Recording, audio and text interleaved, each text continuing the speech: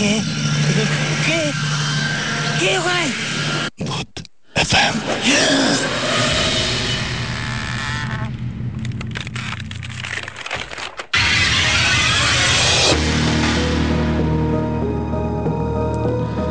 শুনছেন সবসময় রেডিও ফুটের সাথে আছে রাসেল এবং চলছে ভূত এফএম। এবং ভূত এফএম আপনাদের সবাইকে আবার থেকেই শুনেছি এই গল্পটা।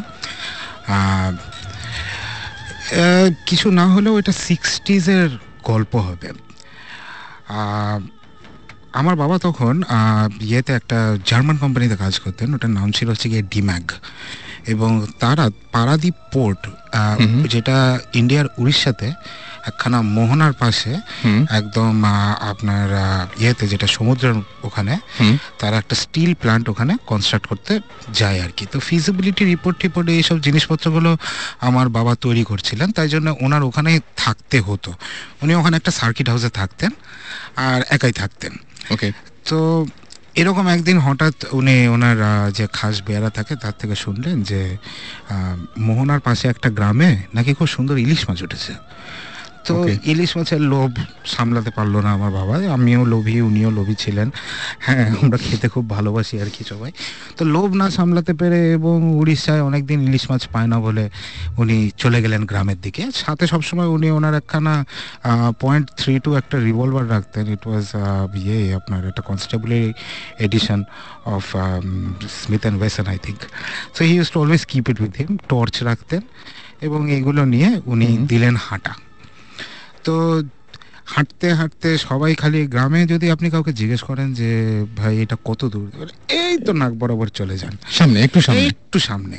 হ্যাঁ, এবং অনেক ডিস্টেন্স উনি কভার করে ফেলেন। এবং অনেক ডিস্টেন্স কভার করার পরে ওই যে নুলিয়াদের যে গ্রামটা ছিল সেই গ্রামটাতে উনি চলেও যান এবং ওইখান থেকে দুটা বিশাল বিশাল সাইজের ফ্রেশ ইলিশ মাছ একদম মোহনাতে ধরা, হ্যাঁ, নিয়ে খুব খুশি মনে উনি চলে আসছেন আর কি।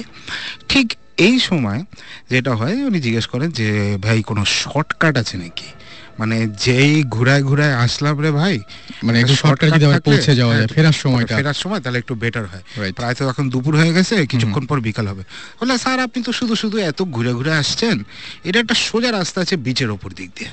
ওকে, বলে ওকে ফাইন। তো আমার বাবা বিচের ওপর দিক দিয়ে দুইটা ইলিশ মাছ কাঁধে নিয়ে হাঁটতে শুরু করলেন আর কি। তো যাচ্ছেন কিছুটা দূর গিয়ে হঠাৎ দেখে যে এক মহিলা বিচের ওপরে দাঁড়ানো। মহিলার পরনে কিছু নাই, লম্বা চুল, ভীষণ সুন্দরী। এবং সেই মহিলা হাতটা বার করে দিলেন সামনে এরকম করে যে আমাকে ইলিশ মাছ দে। ওকে, কিন্তু কিচ্ছু বলছে না। আমার বাবা মনে করে যে এটা নিশ্চয়ই কোনো একটা পাগলি ঠাগলি কিছু একটা হবে, এই সর এখান থেকে সর। সে সরে না, সে সাথে সাথে আসে এবং মাঝে মধ্যেই হাত বাড়ায় দিতেছে যে এই ইলিশ মাছটা তার চাই, এই ইলিশ মাছটা চাই। এবং আমার বাবা একটু স্পিড বাড়ায় দেন। পাগলি পেছন পেছন দেখা যাচ্ছে স্পিড শুধু বাড়াচ্ছে না, সে আরো লম্বা লম্বা স্টেপ ফেলে সামনে চলে গিয়ে আবার হাত পাতে। এই সময় আমার বাবা একটুখানি স্লাইটলি ভয় পেয়েছেন, খুব স্বাভাবিক মানে। এবং উনি যেটা করেন সেটা একটা ডাবের খোলা বা কিছু একটা জাতীয় জিনিস উঠে উনি প্রথমে ভয় দেখান। ভয়ের সিনারি নাই, ছুঁড়ে মারে এবং that goes through and through her, মানে এপার থেকে ওপার, মানে একদম ঢুকলো এবং শাট করে ওখান থেকে বেরোলো। জাস্ট মনে হচ্ছে একটা মানে ছায়া, সেই ছায়ার এপাশ থেকে ওপাশে চলে গেল। কিন্তু একদম যেটা মনে হচ্ছে যে ইট ইজ আ প্রপার নাকি, মানে একদম প্রপার ফিগার আর কি। এইবার তো বাবা বেশ ভয় পেয়েছেন। উনি স্পিড শুধু বাড়াননি, এবার উনি দৌড়াচ্ছেন। এই যে প্রেতনি, সেও দৌড়াতে দৌড়াতে সামনে চলে এসে বারবার হাত পাতে, ইলিশ মাছ তার চাই। আমার বাবা এবার একটুখানি নাচ্ছর বান্ধা হয়েছে, ইলিশ মাছ আমি দিব না। সে একবার ফায়ারও করেছে, কিচ্ছু হয়নি তাতে। ওকে, সে দৌড়াচ্ছে ইলিশ মাছ নিয়ে এবং দৌড়াতে দৌড়াতে সার্কিট হাউসের পাশে একটা বন বিবির মন্দির ছিল। বন বিবি হচ্ছে কি একটা ভিলেজ ডেটি, স্পেশালি এটা সুন্দরবনের দিকে এবং আরও যেখানে বন আছে, ইউজুয়ালি ফরেস্ট আছে, সেখানে সবাই বন বিবিকে প্রে করে আর কি। তো বন বিবির একটা মন্দির ছিল এবং ওখানে যে প্রিস্ট ছিল, সে প্রিস্টের সাথে আমার বাবার একটুখানি চেনা জানা হয়ে গেছিল আর কি। তো সে সার্কিট হাউসের দিকে না দৌড়ে সে মন্দিরের দিকে দৌড়ানো শুরু করে, বন বিবির মন্দিরের দিকে। এবং দৌড়াতে দৌড়াতে সে চিৎকার করতে শুরু করে, প্রিস্টকে ডাকে যে এই আমার পিছনে কিছু একটা পড়েছে, হ্যাঁ আসেন আমার পিছনে কিছু একটা পড়েছেন, বাঁচান। প্রিস্ট আবার ওখান থেকে ইনস্ট্রাকশন দেয় যে দেখেন সামনে একখানা বড় একটা গাড্ডা আছে, গাড্ডার উপর দিক দিয়ে লাফ দেবেন, আপনার কাছে কিছু কয়েন থাকলে ওটার মধ্যে ফালা দিবেন, হ্যাঁ দিয়ে আর তাকাবেন না ওইদিকে, হ্যাঁ আপনি হাঁটা দিবেন, আমি আসতেছি। তো আমার বাবা লাফ দেয় গাড্ডার উপরে, কয়েনও ফেলে, ইলিশ মাছ ফেলে না এখনো পর্যন্ত, ইলিশ মাছ ছাড়েনি, হ্যাঁ একেই বলে হচ্ছে গিয়ে মাছে ভাতে ভাঙালি, আমি ইলিশ মাছ ছাড়বো না আমার। এবং সে লাফ দিয়ে ওখানে ঘুরে যায়। তারপরে সে টার্ন করে দেখে যে প্রিস্টটা খুব উঁচু স্বরে, হ্যাঁ মহিলাকে বলছে, মানে উড়িয়া ভাষা ইনফ্যাক্ট, যে তুমি যাও এখান থেকে, কেন এখানে পেছনে পড়েছো, যাও চলে যাও এখান থেকে, দিয়ে দিয়েছে তো যাও। তারপরে দেখা যায় যে মহিলা চলে যায়। আচ্ছা, তারপরে প্রিস্ট বলে যে দেখুন এটা খুব একটা প্যাথেটিক স্টোরি, 100 বছর আগেকার ঘটনা, যখন নীল চাষ হতো এই এলাকাতে, এক নীল সাহেব বেসিক্যালি এই জমিদারের মেয়ে তাকে উঠিয়ে নিয়ে গেছিল, অবভিয়াসলি সব জিনিসের পরে তাকে ফেলেও দেওয়া হয় আর কি, অ্যান্ড মার্ডার্ড। তারপরের থেকে এই মেয়েটির স্পিরিটটা এখানে ঘুরে বেড়ায়, এবং সে আগেও যেটা করেছে is she preys on people, men, এবং তাদের সাথে নাকি সবসময় থাকে, ইনভিজিবল টু এভরিওয়ান, সবার কাছে একদম ইনভিজিবল, খালি যাকে হন্ট করছে তার কাছে ভিজিবল, এবং আস্তে আস্তে করে নাকি তার সব এনার্জিগুলোকে সব সাক আউট করে নেয়, আচ্ছা আস্তে আস্তে করে করে, এবং মানুষ মনে করে যে লোকটার মাথা খারাপ হয়ে গেছে, পাগল, হ্যাঁ সবাই তাকে পাগল খানার মধ্যে ফেলে দেয়, আলটিমেটলি একদিন এই মানুষটা মারা যায়, and she moves on to another host, একটু প্যারাসাইটিক টাইপ অফ, বুঝতে পারছি, গোস্ট আর কি। এবং সাধারণত মনে হয় তারাই ফিরে আসে বারবার, যারা একটু অতৃপ্ত হয়ে পৃথিবী থেকে যায়, এদেরকে বলে একটা ফেরতনি। আচ্ছা, এবং আরেকটা জিনিস আমি এখানে শুনেছিলাম, একটা নতুন টার্ম ফেরতনি, এবং আমি যারা ফিরে আসে। আচ্ছা, এদেরকে বলে ফেরতনি। হ্যাঁ ফেরতনি, আসলে বেসিক্যালি এটা হচ্ছে গিয়ে যে পেতনি বা প্রেতনি, ওইটারই একটুখানি কি বলবো আর কি, আঞ্চলিক করা আর কি, ফেরতনি যারা ফিরে আসে। এবং আমি শুনেছি যে অবস্থায়, মানে অনেকের আছে এরকম যে অবস্থায় মারা যায় সেই পোশাকে সেইভাবে, হয়তো দেখা গেল যে কাউকে হত্যা করা হয়েছিল এরকম একটা অবস্থায়, যে জায়গাটায় শরীরে কাটা সেই অবস্থায় ফিরে আসে।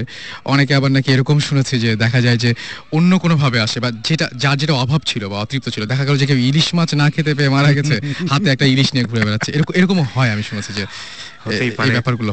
এবং সুমন ভাই কি বলেন এটার ব্যাপারে? আজকে তো আর বেশি টাইম নাই সুমন ভাই, সেহরির টাইম তো হয়ে যাচ্ছে প্রায়, জাস্ট একটা কথা বলে নিই, তারপরে নেক্সট এপিসোডে তো সুমন ভাই থাকছেন না, সো সুমন ভাই কেন থাকছেন না এটা একটু যদি সবার সাথে বলে যান, যাতে আমরা কোনো বাজিক সিচুয়েশন না ফেস করি, যে সুমন ভাই কই, what happened to him, hand then একটু বলেন। ওকে, হ্যাঁ নেক্সট এপিসোডে সাকিব যেটা বললো থাকবো না, সো কৌশিকদা আপনি ফ্রি থাকলে ডেফিনেটলি নিশ্চয়ই আছি এখানে। সো আমি অ্যাকচুয়ালি থাকছি না, বিকজ আমার একটু দেশের বাইরে যেতে হচ্ছে, এটার সাথেও একটা ভূতের একটা সম্পর্ক আছে। ওয়েল দ্য থিং ইজ, আমাদের গত এপিসোডে বলেছিলাম যে আমাদের ভৌতিস্ট টিমের সাথে একটা কানেকশন হয়ে গেছে, আমাদের বাইরের যে ঘোস্ট হান্টার্স যে টিমটা টিভিতে এক্সএনে দেখায়, ইনফ্যাক্ট ঘোস্ট হান্টার্স, তো ওদের সাথে আমাদের বেশ কয়েকদিন ধরেই যোগাযোগ চলছে অনেক ব্যাপারে। সো ওদের আমরা কিছু কেস ফাইল ওদের সাথে আমরা শেয়ার করেছি, সো ওরা বেশ ইন্টারেস্টেড এগুলো শুনে যে বাংলাদেশ থেকে এরকম আমরা একটা জিনিস করছি। সো যেটা হয়েছে, তারা ওয়েস্ট ভার্জিনিয়াতে একটা এই মাসের 28 তারিখ তারা একটা ইনভেস্টিগেশনে যাচ্ছে। ওখানে একটা প্রায় 150 বছরের পুরনো একটা পাগলা গারদ, একটা মেন্টাল ইনস্টিটিউশন, সাম লুনেটিক অ্যাসাইলাম, সো ওখানে ইন্টারেস্টিং হবে। হ্যাঁ, এবং ওখানে নাকি মানে শয়ে মানুষ মারা গেছে, মানে যারা পেশেন্ট ছিল 100-র উপরে মানুষ মারা গেছে, এবং তারপরে এত বেশি ডেথ রেট এত হাই হয়ে গেছিল যে ওটা বন্ধ করে দেওয়া হয়।